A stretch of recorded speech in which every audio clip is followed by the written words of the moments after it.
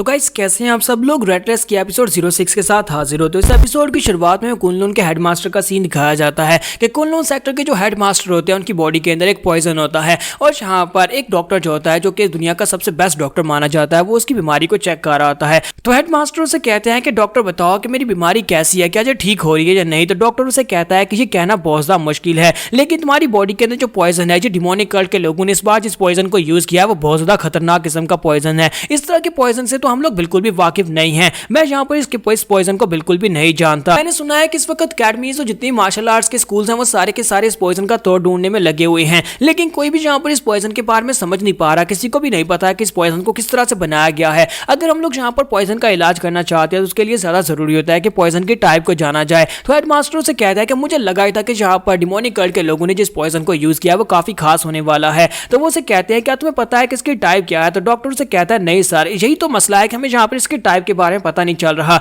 लेकिन हम इतना तो कह सकते हैं कि ये पॉइजन इतना खतरनाक है यहाँ पर आपके वाइटल पॉइंट्स के ऊपर जाकर अटैक कर रहा है, जिसकी वजह से ये आपकी वाइटैलिटी को अंदर से खा रहा है। आप यहाँ पर अपनी पावर्स को तो यूज कर सकते हैं, लेकिन जितना ज्यादा पावर्स को यूज करेंगे ये आपकी पावर्स को उतना ज्यादा रिड्यूस करता जाएगा। तो हेडमास्टर से कहता है कि मैं अपनी मार्शल आर्ट्स को रिलीज कर सकता हूँ वो भी बिना किसी इशू के। मुझे लगता है कि मेरी इंटरनल एनर्जी यहाँ पर कम होती जा रही है। इसका मतलब यह है कि तुम लोग यहाँ पर इसका कोई इलाज नहीं कर सकते हो, ना ही यहाँ पर इसके लिए कोई मेडिसिन बना सकते हो। इसका इलाज इम्पॉसिबल है। तो डॉक्टर से कहता है कि हाँ सर, मुझे लगता है कि इसका इलाज बिल्कुल इम्पॉसिबल है। आप कुनलुन के हेडमास्टर हैं, आप एक बहुत ही अमेजिंग फिजिशियन है, आप खुद यहाँ पर इसका इलाज कर सकते थे, लेकिन आप यहाँ पर इस पॉइजन से नहीं बच पा रहे और ऊपर से मेरे जैसा डॉक्टर भी यहाँ पर इसको समझ नहीं पा रहा। इसका मतलब यह है कि आप यहाँ पर अपने आप को ठीक नहीं कर पाएंगे, ये लाइलाज है। इसके साथ ही वो उसे कहता है कि आप मुझे यहाँ पर एक सच्ची बात बताओ। हेडमास्टर से पूछता है कि मुझे सच सच बताना कि मेरे पास कितना टाइम बचा है। तो डॉक्टर से कहता है कि मैं यहाँ पर तुम्हें सच्ची बताऊं तो तुम्हारे पास ज्यादा से ज्यादा 3 साल है और कम से कम 1 साल है, यानी कि 1 साल से 3 साल के दरमियान में तुम मर जाओगे। अगर हमें इस पॉइजन के बारे में जल्दी पता चल जाता तो हो सकता था कि हम लोग यहाँ पर इसकी प्रोग्रेशन को स्लो कर देते। कुछ मेडिसिन की मदद से हम लोग इसको स्लो कर सकते थे, जिसकी वजह से तुम्हारा लाइफ स्पैन 5 से 6 साल तक बढ़ जाता।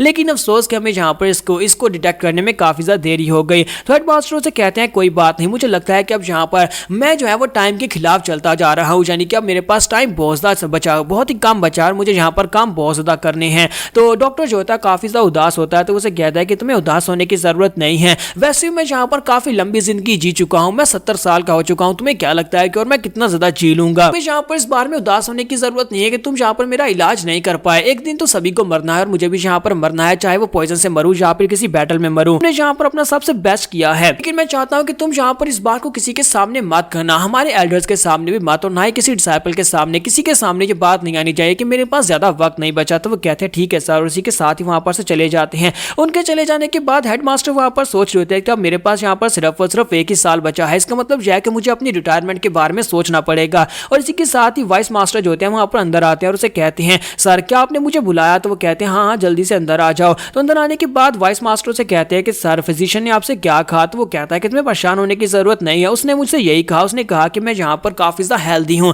और मैं यहाँ पर जल्दी ठीक होने वाला हूँ, उसने यही कहा है। वाइस मास्टर से कहते हैं ये तो बहुत ही अच्छी बात है। तो हेड मास्टर से कहते हैं कि मुझे बताओ कि अपकमिंग एल्डर कॉन्फ्रेंस जो है वो कब होने वाली है। मैं यहाँ पर चाहता हूँ कि उस एल्डर कॉन्फ्रेंस में सभी लोग सभी लोग आने चाहिए। उसमें सभी लोग यहाँ तक कि बाइडी क्लैन का वो आखिरी मेंबर जो कि मास्टर सू का अभी अभी डिसाइपल बना है उसे भी वहां पर इनवाइट किया जाए। तो ये बात सुनने के बाद वो काफी हैरान होता है और कहता है सर क्या वाकई में यहाँ पर आप बाइडी क्लैन के उस लड़के कैंगली को भी बुलाना चाहते हैं। तो हेड मास्टर से कहते हैं कि इसमें कोई प्रॉब्लम तो नहीं होनी चाहिए। वाइस मास्टर्स की बात सुनने के बाद कहते हैं नहीं सर, इसमें कोई प्रॉब्लम नहीं है। और इसी के साथ ही उसे कहते हैं मुझे लगता है कि सब कुछ ठीक ही रहेगा। और यहीं पर से हमारे कैंगली को दिखाते हैं कि हमारा कैंगली जो होता है कुनलुन सेक्टर के बाहर पहुंच जाता है, क्योंकि वो अभी तक यहाँ पर कुनलुन सेक्टर में पहले नहीं आया था। वो एक ब्रांच के अंदर रहकर ट्रेनिंग कर रहा था और 2 साल तक अपने मास्टर सू के साथ वहीं पर उसने ट्रेनिंग की थी। तो यहीं पर पास्ट का सीन दिखाते हैं जो कि अभी उनके पैलेस का ही होता है, जहां पर मास्टर उसे कहते हैं कि तुम्हारी तलवारबाजी के अंदर किलिंग इंटेंट बहुत ज्यादा है, लगता है कि तुम यहाँ पर अपने किलिंग इंटेंट को चेंज नहीं करना चाहते। तो वो कहता है कि हाँ मास्टर ऐसी बात है, मैं अपने आप को चेंज नहीं करूंगा। तो मास्टर उसे कहते हैं क्या तुम्हें लगता है कि मारना सिर्फ और सिर्फ किसी का सोल्यूशन हो सकता है? क्या तुम्हें लगता है कि सिर्फ और सिर्फ कत्ल करना यानी कि किसी को जान से मार देना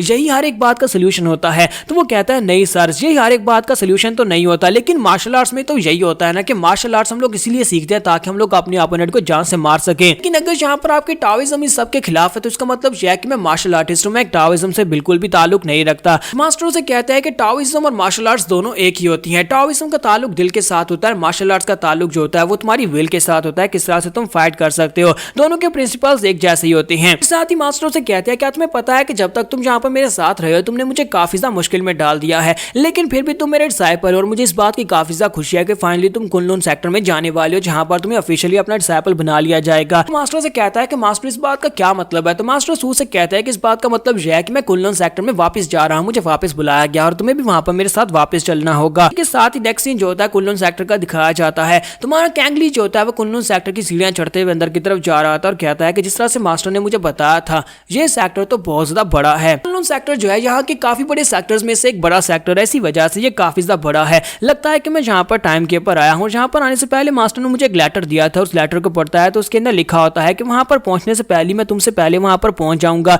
और वहां पर पहुंचकर मैं सीधा हेडमास्टर से मिलने के लिए जाने वाला हूं और तुम्हें वहां पर पहुंचने के बाद परेशान होने की जरूरत नहीं है। वहां पर लोगों को तुम्हारे बारे में अच्छी तरह से पता है और वो तुम्हें तुम्हारे क्वार्टर्स में ले जाएंगे जिसे ड्रैगन सैंक्चुरी कहा जाता है। साथ ही मास्टर ने नीचे एक नोट डाला होता है कि मैंने यहाँ पर तुम्हारे लिए काफी सारा मीट सूप और बहुत सारी खाने की चीजें जो है तुम्हारे बैग के अंदर रखी हुई हैं और कोशिश करना कि रास्ते में आते हुए अपने सूप को लीक मत कर देना क्योंकि वो बह जाएगा। कैंगली जैसे ही वहां पर दरवाजे के बाहर पहुंचता है तो वहां पर जो गार्ड्स खड़े होते हैं वो उसे कहता है कि यहीं पर रुक जाओ, तुम कहां पर जा रहे हो, तुम बिना अपॉइंटमेंट के अंदर नहीं जा सकते, अगर तुम्हारे पास यहाँ पर कोई लेटर है तो तभी तुम अंदर जा पाओगे। तो कैंगली उन्हें बताता है कि मेरा नाम कैंगली है और मैं बाइली क्लैन से और मैं मास्टर सू का डिसाइपल हूँ। लगता है कि मास्टर ने तुम्हें मेरे बारे में बताया होगा कि मैं यहाँ पर आने वाला हूँ। तो ये बात सुनने के बाद वो कहते हैं अच्छा तो तुम यहाँ पर कैंगली हो, तुम यहाँ पर बाइली सेक्टर से हो। उसे कहते हैं ठीक है तुम अंदर जा सकते हो और इसके लिए दरवाजे खोल दिए जाते हैं। तो वो भी काफी हैरान होता है कि इन लोगों ने बड़ी आसानी से दरवाजे खोल दिया, इसका मतलब यह है कि सभी लोग मुझे जानते हैं। लेकिन इन सभी लोगों को मेरे बारे में पता कैसे चला? क्या मास्टर सू ने यहाँ पर आकर सभी को बताया कि मैं यहाँ पर आने वाला हूँ?